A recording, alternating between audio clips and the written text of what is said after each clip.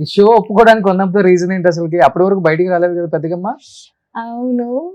Actually ఈ concept చెప్పినప్పుడు రవి చెప్పాడు. ఆ. రవి నేను ముందే చెప్పా, రవి నాకు కాంట్రవర్సీ అసలు ఇష్టం ఉండవు అని చెప్పా. అప్పుడు రవి అన్నాడు, లేదు వదినా నన్ను నమ్మండి, మీరు ఇప్పటివరకు ఏ షో చేయలేదు. కానీ లిటరలీ చాలా ఇంపార్టెన్స్ ఇచ్చారు. నేను చెప్పాను, నేను ఈవెంట్స్ లో బిజీగా ఉంటాను రవి అంటే, వదినా మీరు ఇచ్చిన డేట్స్ లోనే షూట్ పెట్టుకుంటాం. నేను హార్డ్లీ 7 days ఇచ్చానండి, అంతే ఫినిష్ చేస్తారు. 7 days, అది కూడా నాకు ఒక్కొక్కసారి లేట్ అయ్యేది. నేను చెప్పాను రవి లేట్ అవుతుంది రవి అన్నా, పర్లేదు అవుతున్నా నేను హ్యాండిల్ చేసేస్తాను.